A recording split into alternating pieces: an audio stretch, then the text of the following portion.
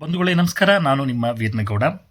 ನಿನ್ನೆಯ ದಿವಸ ಅಂದರೆ 9/11/25 ನಿನ್ನೆಯ ದಿವಸ ಭೂ ಹಕ್ಕೊತ್ತಾಯ ಮತ್ತು ದಲಿತರ ಶಿಕ್ಷಣ ಮುಖಂಡರು ಮತ್ತು NST ಅಂದರೆ ನಾಗರಿಕ ಸೇವಾ ಟ್ರಸ್ಟ್ನ ಅಧ್ಯಕ್ಷರಾಗಿರ್ತಕ್ಕಂಥ ಸೋಮನಾಥ ನಾಯಕರವರು ಈ ಒಂದು ಭೂಮಿಯ ವಿಡಿಯೋ ಚಿತ್ರೀಕರಣ ಮಾಡಿದ್ದಾರೆ ಎನ್ನುವಂತಹ ವಿಷಯ ಕಂಡು ಬರ್ತಾ ಇದೆ.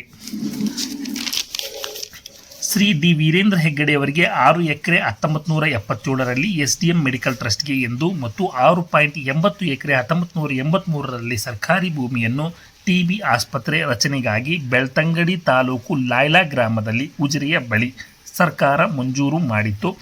ಅಲ್ಲಿ ಕ್ಷಯರೋಗ ಆಸ್ಪತ್ರೆ ಚಿಕಿತ್ಸೆ ಇಲ್ಲದ್ದರಿಂದ ಭೂ ಮಂಜೂರು ಆದೇಶ ರದ್ದುಪಡಿಸಿ ಸರ್ಕಾರ ಸ್ವಾಧೀನಪಡಿಸಿಕೊಳ್ಳಬೇಕೆಂದು ನಾಗರಿಕ ಸೇವಾ ಟ್ರಸ್ಟ್ನ ರಂಜನ್ ರಾವ್ ಯರಡೂರ್ ದಕ್ಷಿಣ ಕನ್ನಡ ಜಿಲ್ಲಾಧಿಕಾರಿ ಕೋರ್ಟ್ನಲ್ಲಿ ಅರ್ಜಿ ಹಾಕಿದ್ದರು.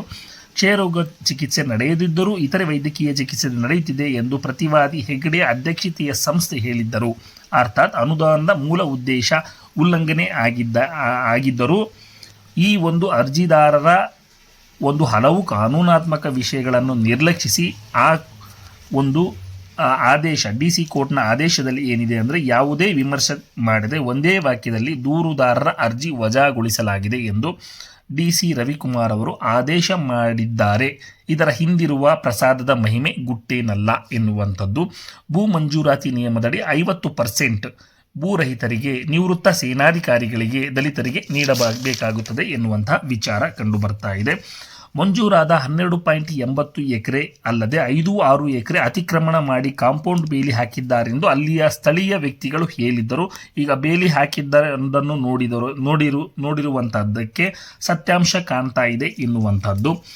ನಾಗರಿಕ ಸೇವಾ ಟ್ರಸ್ಟ್ನ ಸೋಮನಾಥ್ ನಾಯ್ಕ ಅವರು ಏನು ಹೇಳ್ತಾರೆ ಅಂತಂದರೆ, ಹೆಗ್ಗಡೆ ಪ್ರಶ್ನಾತೀತರಲ್ಲ, ಕಾನೂನಿಗೆ ಮೊಣಕಾಲೂರಲೇಬೇಕು, ಕಾನೂನು ನಿರ್ಭೀತ. ಕರಪತ್ರದಲ್ಲಿ ಕಾನೂನು ಉಲ್ಲಂಘನೆ ಮಾಡಿರುವಂತಹ ಕೋರ್ಟ್ ಕೇಸ್ಗಳ ಪೈಕಿ 18 ಪ್ರಕರಣಗಳಿವೆ. ಈ ಪೈಕಿ ಕೆಲವು ಪ್ರಕರಣಗಳಲ್ಲಿ ಜೈಲು ಶಿಕ್ಷೆಯೂ ಖಂಡಿತ ಆಗಲಿದೆ ಎಂದು ನಾಗರಿಕ ಸೇವಾ ಟ್ರಸ್ಟ್ನ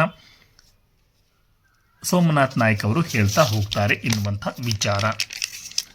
ನಂತರದಲ್ಲಿ ಈ ಒಂದು ಏನು ಈಗ ವಿಡಿಯೋ ಪ್ಲೇ ಆಗ್ತಾ ಇದೆ, ಈ ವಿಡಿಯೋದಲ್ಲಿ ಏನಿದೆ ಅಂತಂದರೆ, ಇದು 21/1/25ರಂದು ಇದು ಪುತ್ತೂರು AC ಕೋರ್ಟ್ ಮುಟ್ಟುಗೋಲು ಹಾಕುತ್ತೆ. ಏನು ಅಂತಂದರೆ, ವೀರೇಂದ್ರ ಹೆಗ್ಗಡೆಯವರ ತಮ್ಮ ಹರ್ಷೇಂದ್ರ ಕುಮಾರ್ ಅವರು ನಾನು ಭೂರಹಿತ ಬಡವ ಎಂದು 7 ಎಕರೆ 59 ಸೆಂಟ್ಸ್ ಜಾಗವನ್ನು ಇವರು ಸರ್ಕಾರದಿಂದ ತಗೊಂಡಿರ್ತಾರೆ.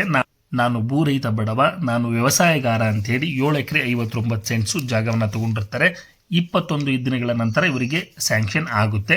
ಅದಕ್ಕೆ ವೀರೇಂದ್ರ ಹೆಗ್ಗಡೆ ಅವರು ಕೂಡ ಸಮ್ಮತಿಯನ್ನು ವ್ಯಕ್ತಪಡಿಸಿರ್ತಾರೆ. ನನಗೆ ಯಾವುದೇ ಇದಕ್ಕೆ ನಿರ್ಬಂಧಗಳಿಲ್ಲ, ತಡೆ ಇಲ್ಲ, ಇದಕ್ಕೆ ನಾನು ಸಹಿ ಮಾಡ್ತೇನೆ, ಇದು ಎಲ್ಲವೂ ಸರಿ ಎಂದು ಈ ವೀರೇಂದ್ರ ಹೆಗ್ಗಡೆಯವರು ಕೂಡ ಇದಕ್ಕೆ ಸಹಿಯನ್ನು ಮಾಡಿರ್ತಾರೆ ಎನ್ನುವಂತಹ ವಿಚಾರ.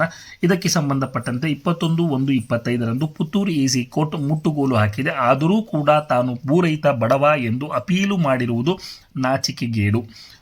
ಭೂರಹಿತರಿಗೆ ಈ ಭೂಮಿ ಸೇರುತ್ತದೆ ಮಾತ್ರವಲ್ಲ, ಸುಳ್ಳು ಅಫಿದಾವಿತ್ ಕೊಟ್ಟಿದ್ದಕ್ಕೆ ಕನಿಷ್ಠ 6 ತಿಂಗಳು ಶಿಕ್ಷೆ ಖಂಡಿತ ಆಗುತ್ತದೆ ಎನ್ನುವಂತಹ ವಿಚಾರವನ್ನು ನಾಗರಿಕ ಸೇವಾ ಟ್ರಸ್ಟ್ನ ಸೋಮನಾಥ್ ನಾಯ್ಕ ಅವರು ಹೇಳ್ತಾ ಹೋಗ್ತಾರೆ ಎನ್ನುವಂಥ ವಿಚಾರ. ನಮಸ್ತೆ.